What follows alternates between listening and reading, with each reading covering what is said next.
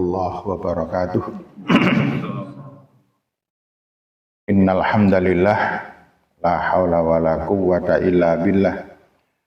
Na'buduhu wa nasta'inuhu wa nastaghfiruh. Asyhadu an la ilaha illallah wahdahu la syarikalah.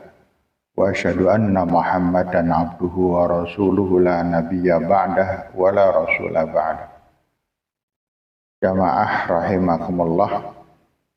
Alhamdulillah wa syukurillah. Sampai hari yang ke-13 ini Allah memberi sehat kepada kita. Allah memberikan kekuatan kepada kita. Allah memberikan semangat kepada kita untuk menunaikan ibadah Ramadan. Dan bagaimana yang kita tahu, ibadah Ramadan ini adalah penentu ibadah tahunan. Ibadah yang setahun sekali kita laksanakan. Artinya ibadah yang mengampuni semua dosa-dosa kita setahun yang lalu. Dan kemudian kita hidup mempersiapkan Ramadan setelah Lebaran, kemudian menunaikan Ramadan kembali, begitu dan seterusnya hidup itu. Jamaah rahimakumullah, untuk pengisian kultum hari ini ada sebuah kisah. Pada zaman Nabi Muhammad SAW itu kisahnya macam-macam luar biasa.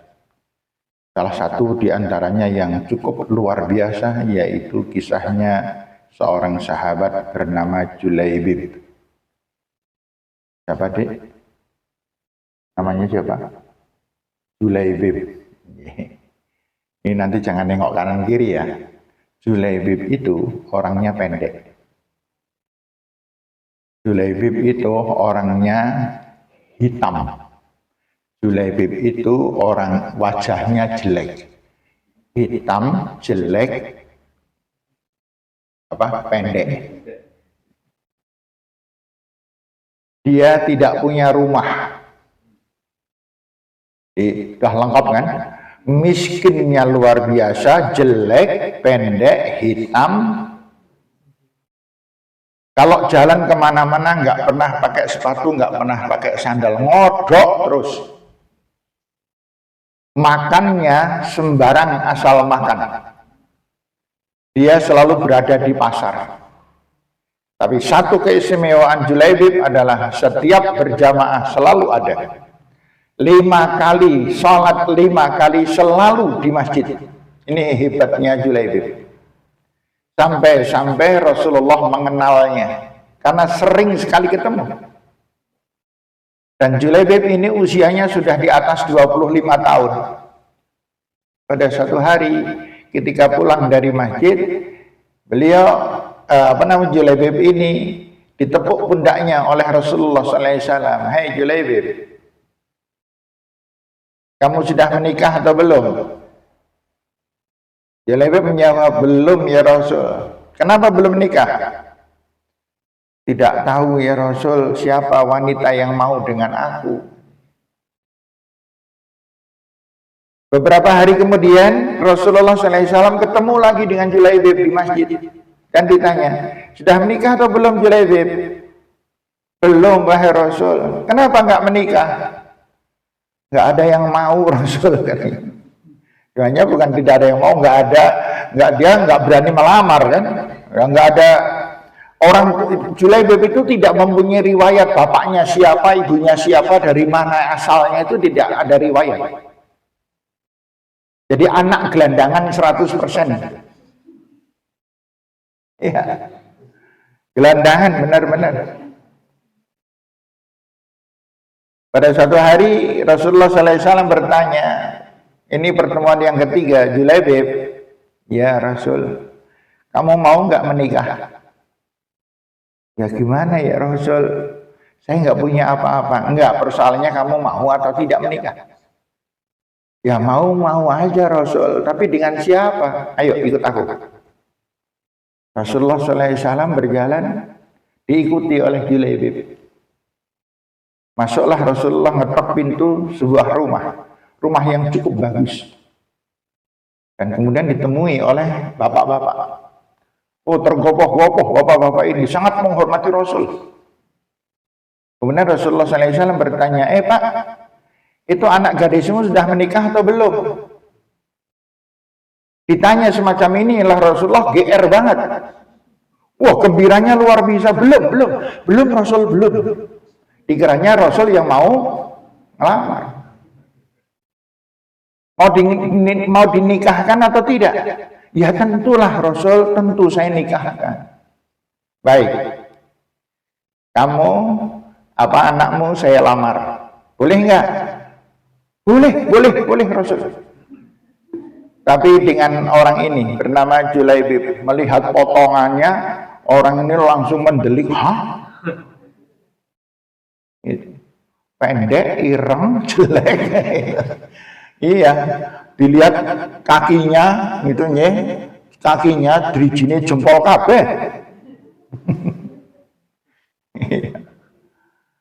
Kemudian Bapak ini menjawab, iya tapi Rasulullah, saya harus berembuk dulu dengan istri dan anak saya, Rasul. Ya sudah, sana rembukan sama istrimu. Sampaikan pada istri. Istrinya mengatakan, wah Pak, janganlah Pak. Julaibib itu terkenal gelandangan. Dia tidak mempunyai rumah, tidak mempunyai apa-apa. Masuk anak kita satu-satunya, dan anak kita ini paling cantik loh di kampung. Masuk mau dinikahkan dengan Julaibib. Ucapan sang istri ini didengar anaknya si gadis yang ada di kamar. Dari kamar si gadis ini menjawab, Pak, Ibu, saya mau dinikahkan dengan siapapun asal itu pilihan Rasul.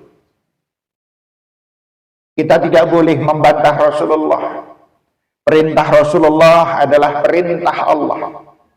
Maka mulai hari ini saya sudah siap untuk dilamar oleh seorang bernama Julaibib. Bapaknya bilang, tapi nak, dia itu Julaibib, gelandangan. Persoalannya bukan gelandangan atau siapa, tapi persoalannya ini adalah perintah Rasulullah Sallallahu Alaihi Wasallam. Bapak Ibu tolong sampaikan kepada Rasulullah bahwa lamarannya diterima. Kemudian Bapak Ibu ini lemas banget, loyo banget, gitu. Seperti orang habis zuhur di bulan Ramadan gitu loh, loyo banget. Dan akhirnya baiklah Rasulullah, kami menerima lamaran Rasulullah untuk anak hamba diperistri oleh Julaibib. Kemudian Rasulullah SAW menentukan ini karena mendesak, maka pernikahan dilangsungkan seminggu yang akan datang. Seminggu Rasul? Iya. Sekali lagi teringat, ini adalah perintah Rasulullah. Perintah Rasul adalah perintah Allah. Maka kemudian mereka selama 1 minggu, bayangkan Ibu, panjenengan yang sudah pernah menikahkan putrane, disuruh persiapan seminggu. Iya, seminggu pernikahan, luar biasa, sibuknya luar biasa. Kemudian diundang banyak orang, dan diundang pada waktu itu yang menikahkan adalah Rasulullah Sallallahu Alaihi Wasallam sendiri. Di saat mau ucapan akad nikah, masih hafal Bapak ucapan akad nikah? Qabiltu nikahaha wa tazwijaha li nafsi bimahril madhkur halan. Dan Julaibib memberikan mahar sebuah baju yang sudah lusuh dan tembel-tembel. Itu maharnya. Pada saat Julaibib mengucapkan bimahril madhkur halan, di lapangan terdengar gemuruh Allahu Akbar. Ternyata sedang persiapan perang. Kemudian Julaibib pamit kepada bapak mertuanya, wahai bapak dan ibu, saya harus memenuhi kewajiban saya akan membela agama, mohon pamit bapak ibu. Kemudian Julaibib belum sampai diberi pengiyaan sudah pergi menuju ke lapangan, berangkat ke peperangan. Ada riwayat mengatakan itu adalah perang Uhud. Ada yang mengatakan itu adalah perang Ahzab. Wallahu a'lam yang mana yang benar. Namun inti ceritanya adalah pada waktu itu terjadilah peperangan. Dan ketika peperangan itu terjadi, biasa sebagaimana biasa setelah perang, para sahabat melaporkan yang gugur adalah ini. Rasulullah SAW memandang pasukan yang masih hidup. Dan kemudian Rasulullah SAW mengatakan ada satu yang belum ketemu. Siapa wahai Rasul? Pokoknya cari. Kemudian Rasulullah SAW mengikuti mencari. Dan akhirnya ditemukan, yaitu Julaibib, sudah bersimbah darah karena beliau gugur di dalam peperangan itu. Dan Rasulullah SAW kemudian mengangkat jenazah Julaibib, diangkat sendiri oleh Rasulullah, dibopong oleh Rasulullah SAW, dikumpulkan kepada sahabat-sahabat yang gugur pada waktu itu.